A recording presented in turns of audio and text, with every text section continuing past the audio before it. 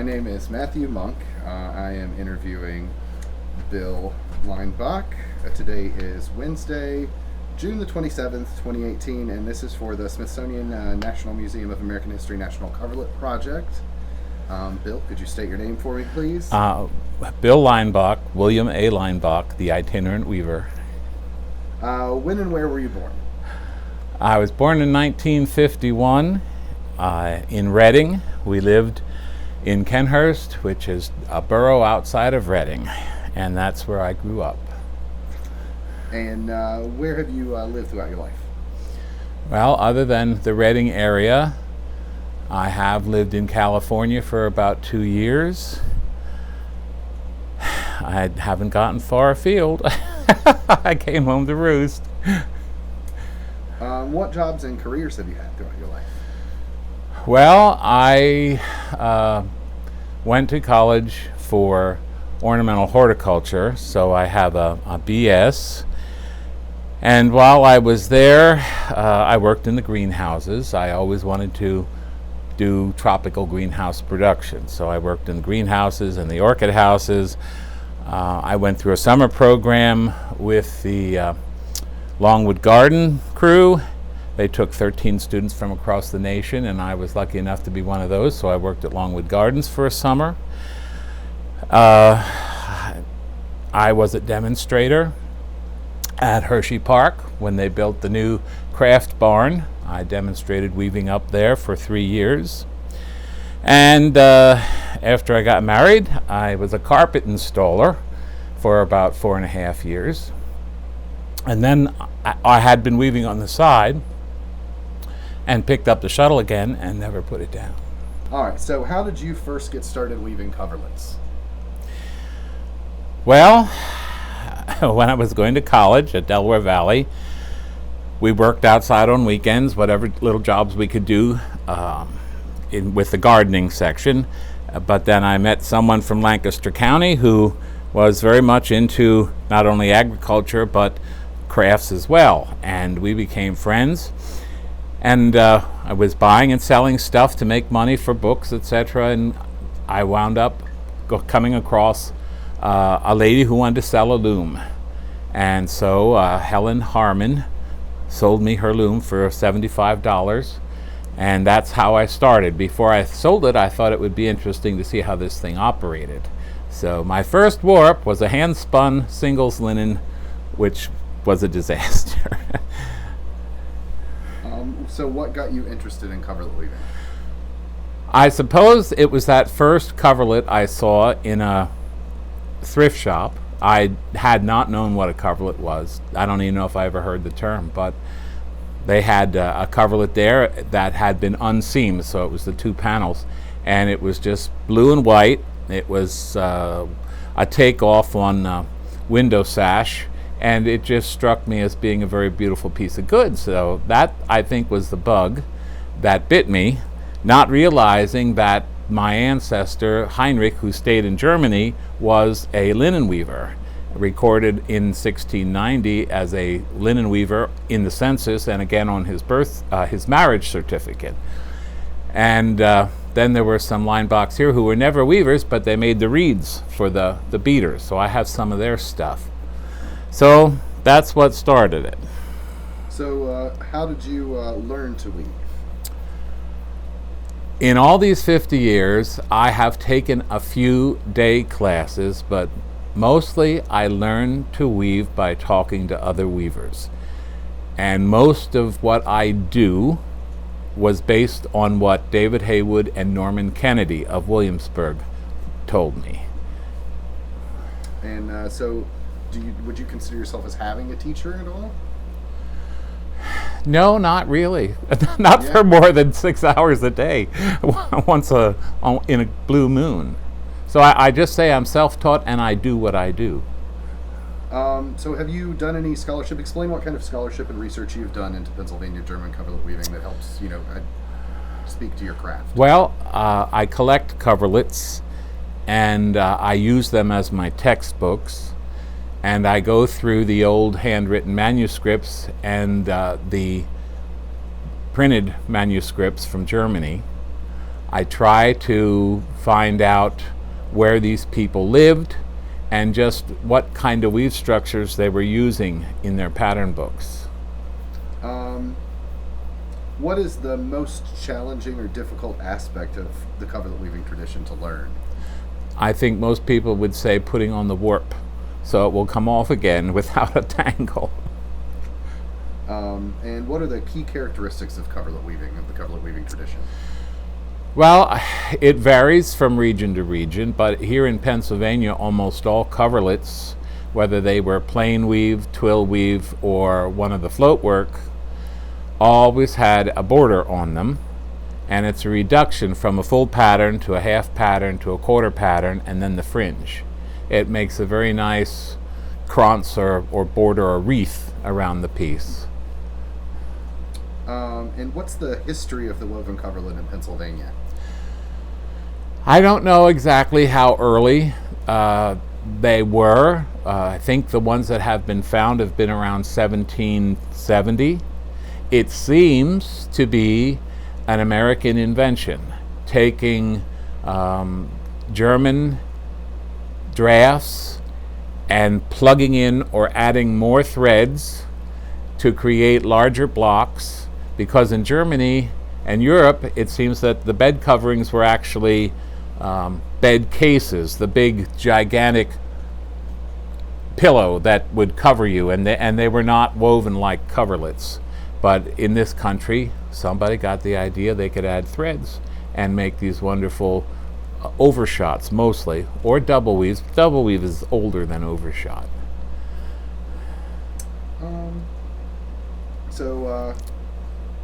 How has the weaving of coverlets changed or developed over time in terms of the technology and technique? Well, And that's a big I question. think people are adding more shafts instead of just 2 harnesses for plain weave, 4 for twill or overshot. You add 2 more for 6, and you can start to do summer winter in 4 blocks. And the addition of blocks, as time goes by, you can see these float work coverlets getting more and more complex.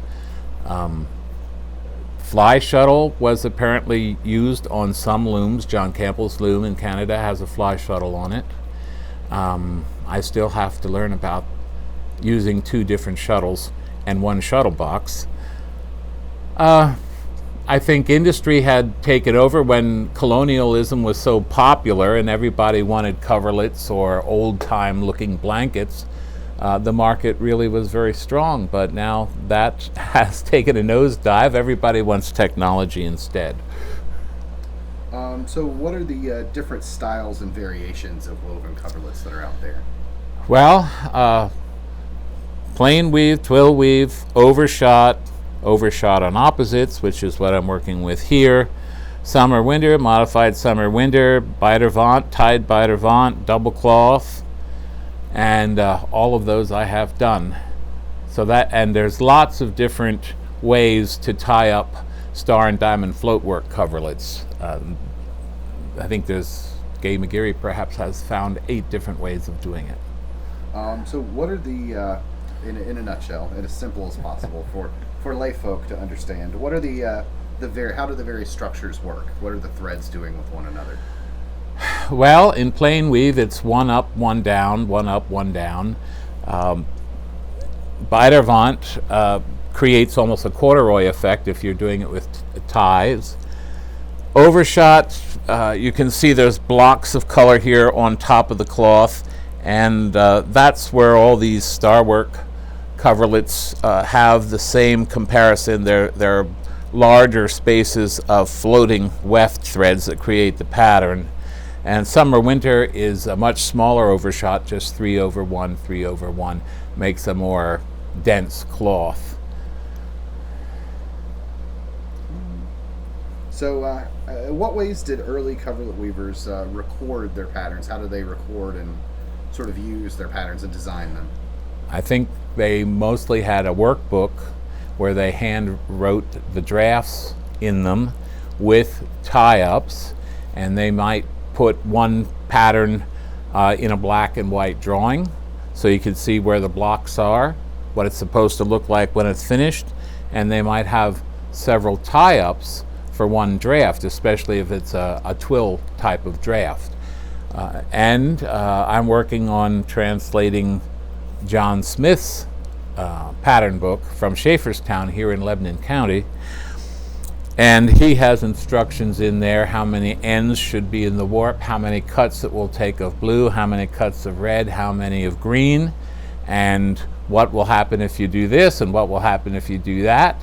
And I think there was a lot of trading patterns, because he has the Reading pattern in there. Obviously he got that from somebody that visited so-and-so and came home with this pattern. And you can see that there's a lot of trading going on and sharing. You mentioned wool cuts. Do you want to explain a little bit about what a cut of wool is? In measuring yarn, after you spin it on the spinning wheel, whether it's linen or whether it's wool, you reel it or measure it. If you don't have a nitty-notty, and I don't have one handy, you have one of these things that looks like it has 5 or 6 arms and it rotates. It makes the yarn from the spinning wheel into a skein. And there are 2 measurements on those. One is a 2-yard revolution, the other is 2.5 yards revolution. A linen reel here is usually 2.5 yards, and every time you turn that, you put 2.5 yards on it. Takes 120 revolutions. It will click, and 120 revolutions times 2.5 is 300 yards. And then there are 6 cuts of thread in a skein. So there's 1,800 yards. I work by cuts rather than weight. So what were some of the design sources that Coverlet weavers were using as inspiration? Well, I think nature was their biggest influence. Nature and religion.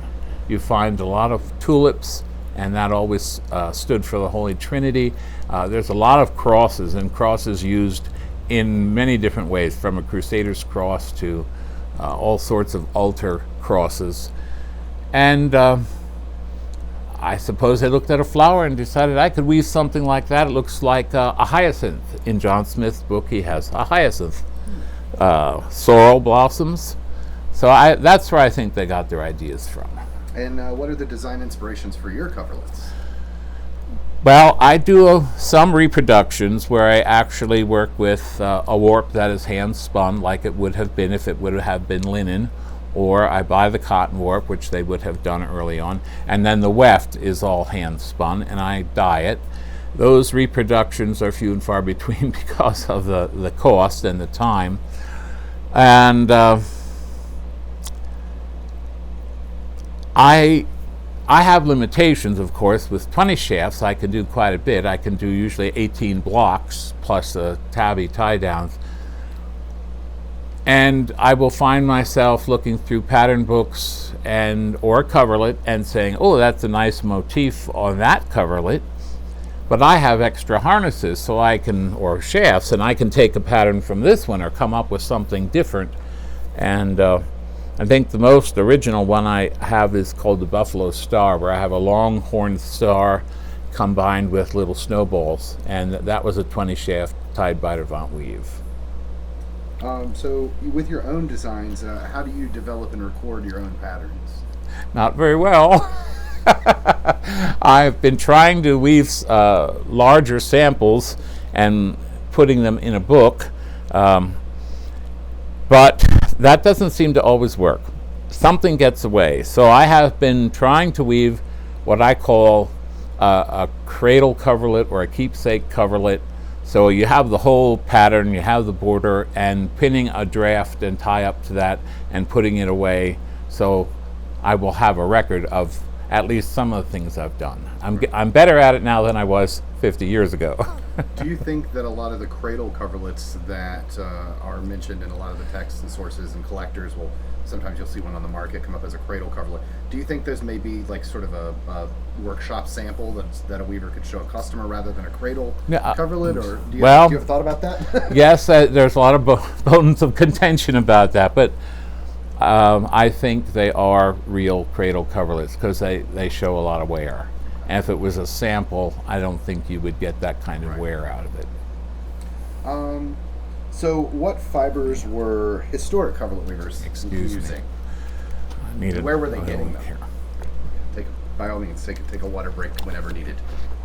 Well, early on, linen from the farm-raised flax, and cotton, singles cotton from the mills as early as 1815, perhaps a little earlier. And they were hand spinning cotton in the 18th century, but that would have been used for the very finest things, an exquisite tablecloth, or maybe a pillow cover, something like that. And wool, a lot of the Pennsylvania farms raised sheep, so they had their own wool production. Later on, there were factories where you could just buy the wool, and sometimes you'll find hand-woven coverlets with factory-made wool in them. But I use wool and cotton, generally speaking, sometimes on linen. And once in a while, I will use ivory-colored silk, or I will dye the silk and put that on top of the warp. It's not traditional, but it makes a very nice piece of goods. How has the process of coverlet weaving changed over time? Well, it's been mechanized, and I just don't know how many people are out there still doing coverlets, since the market has changed so much. But there still are hand weavers around. We're just fewer and further between. And where do you get your yarns? Well, it's getting to be more of a problem. Most of the warp that I have custom spun and dyed for me in North Carolina, and I buy it by the skid load. If I use colored yarns, it comes from UKI, generally speaking.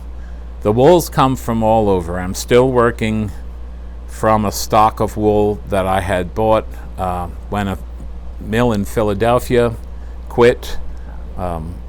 I get some wool from Briggs & Little up in Canada, and then I'm using Jagger spun from Maine, and then once in a while I'll buy a little lot here or there that's just the nicest weight, but I have to dye it then, and I'm getting too old to do all that work, because dyeing 5 or 6 pounds of wool is a lot of work. So what tools does a coverlet weaver need to successfully make a coverlet? Well, if you're a traditional weaver, you'll need a nice loom. The bigger the better. It makes it easier to work around, but you can weave it on something much smaller. And you'll need shuttles and the temple that I've shown, and you'll need some way to make a warp. And I have a revolving warping mill over there, or you'll need a warping frame or a warping board. It helps to have a quilling wheel or a small metal bobbin winder. Reeds, you need a set of reeds. Every time you put something through at a different thickness, you might need 6 of those to accommodate you. Oh, let's see, a couple of fishnet weights to make corrections where you need to, leash sticks, some brushes. If you did a lot of linen weaving, you need sizing brushes. I think that pretty swifts, either barrel or squirrel cage swift like that, or the umbrella swifts. I use them almost every day. So what kinds of looms, I think we've talked about this a little bit, what kind of looms did early coverlet weavers use? Is there a regional difference? Well, the shape of the loom changes. New England, English, 4 posts like this. The German ones were cantilevered. They were super structures, very thick beams, 15 inches wide, 4.5 inches thick, coming up here on either side of the weaver and cantilevering towards the back. The Swedish design is just the opposite and not as heavy. For a post like this, 4-poster, about that size with the cantilever coming front. The Dutch style had the castle in the middle, and it was very regional. You'll find German weavers using 4-post looms and English weavers using German looms. And who made these looms? Who made them? Well, joiners. I think they were joiners, because there's a lot of mortise and tenon sections, and I don't think the husband in an early settlement made the loom for his wife. I think that's a misnomer. I had one that was signed, a couple that are signed actually, and they turned out to be joiners. And so what kind of looms do you use, and why do you use those looms in Well, particular? I like old looms. I was always fascinated by them, and I just think they're easy to work around. You can walk through this loom. You can get a chair back there comfortably and sit when you want to thread up the harnesses. I like the counterbalance looms. The counter marsh is nice. I'm not a fan of jack looms. Just never. I worked on them. I just didn't like them. Describe the steps of coverlet weaving from skeins of yarn to finished product for me. You can do it briefly. It doesn't have to be super in depth. Well, if you come up with a pattern or an idea, you have to make a draft for it, and if you're going to do it for a coverlet, you've got to have a border, you've got to have a center seam, and try to place the center seam where it won't show too much. It makes a difference. And then you have to make the warp. If you buy the thread on spools or cones, that's kind of easy. You draw it up and measure it out on the warping mill until you have about 1,080 threads. There is my normal warp, sometimes 1,200, and it's one big chain. So that chain is attached to a stick that's attached to the back beam, and then I have a rattle, which is just a stick with pegs sticking up, 1/2 inch or inch increments, and that's clamped here. These are dropped to the floor, so the shafts are out of the way. Usually I put a weight on it and then turn the beaming the warp on there, keeping an even tension, and then thread it up through these heddles on the shafts, thread it through the reed, and then you're ready to tie up to the stick in front and start. And hopefully you've decided how big this was going to be and just how many cuts of yarn you will need, and not wind up short when you do the second half, because you weave. I start on the right side, and we start at the foot end and weave that first half of the coverlet, and I leave it attached and start the second half, so it's from the bottom to the top and the top down. And then when it's finished, you just go like this and hope they match. And I've often heard this story about if they didn't match, it was good luck. And I always say, well, if I weave it and it doesn't match, good luck in getting paid for it. So what kinds of special skills, knowledge, or abilities are needed to weave coverlets? Well, I think it helps to understand the fibers you're working with. And if possible, a person should learn to spin. I think you get to know the limitations of certain threads, what they will do and what they won't do. Endurance. If you want to weave a coverlet, weaving 200 inches at least, that takes a lot of stamina. Practice. Just always looking for something new to keep it fresh. I've had to satisfy customers over the years, so I always had to be changing patterns. Do you have a favorite historic coverlet weaver, and if so, why? Well, I thought about this. Most of them are unnamed, unfortunately, because my forte is the geometrics, and most of those are not signed. But working with John Smith's pattern book, I would have to say he gets the laurels, because he wove geometrics as well as fancies, and he had something about eagles, and a lot of his fancy coverlets have eagle borders, very nicely done. But I think he also did an eagle coverlet in geometric design based on a star and diamond. In the back of his book there is a little drawing of an eagle, and a friend of mine has a coverlet, and you can see it's two halves, and the weaver started and he didn't like the eagle, changed something and started again, and changed something and started again, and then finished the coverlet. So the first half doesn't really match the second half because of all the differentiation in the, whether it was a tie up below or whether he was changing pegs on the barrel loom, I don't know. But I think he was an excellent weaver. So do you have a favorite type of coverlet? visually and structurally? Like, is Well, there a difference for you there? my favorite would be the double weave without any white in it. I like color. I like the blending of colors where you get the blue and the red weaving together to make purple.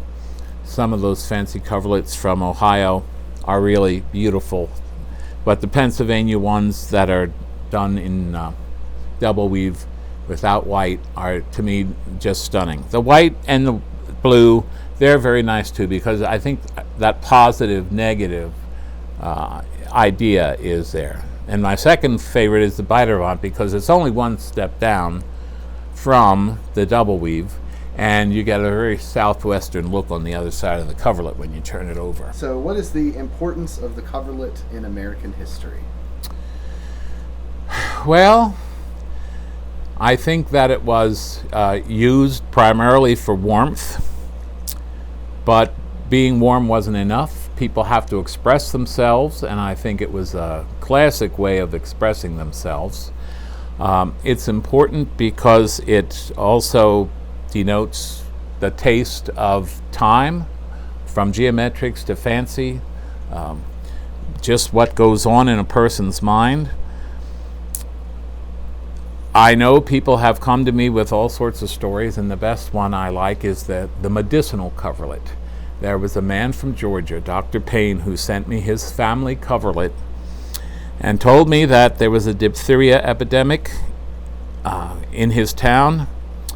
When his mother took care of the children, she took the coverlet and unseamed it so she'd have two panels, and she would soak them in cold water and wrap the children in this coverlet to bring down their fever.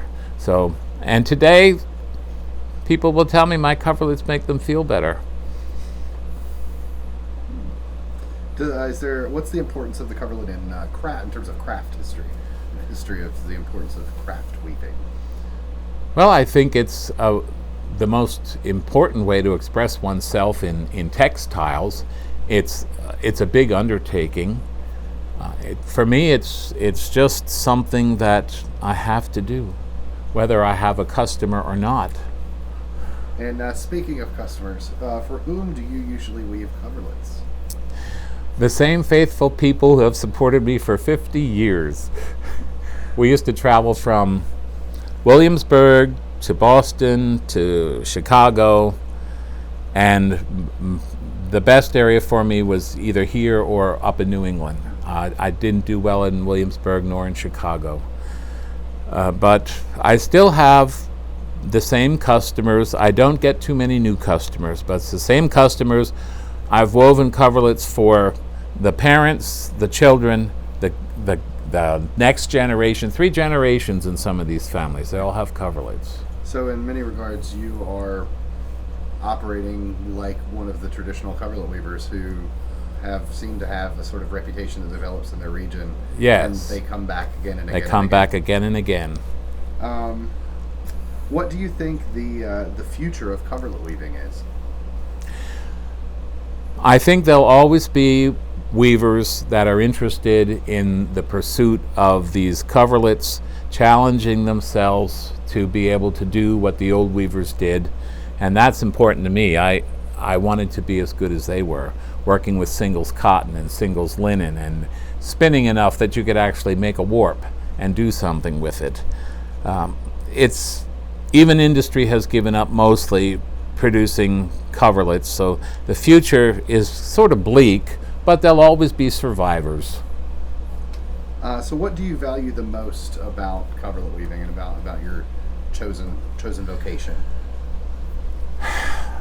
That I can do as well as these old weavers did, that I continue to challenge myself,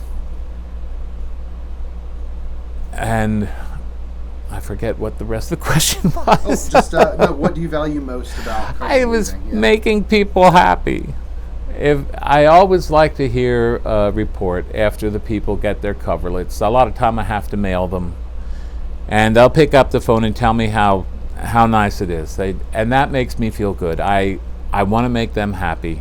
If they're not happy, then I haven't done a good job. Do you usually make your coverlets as art pieces, or do you want them to be used?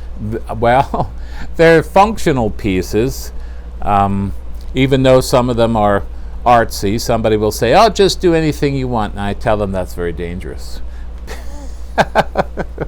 So I'd say most of the people use them. Is there a large community of coverlet weavers out there?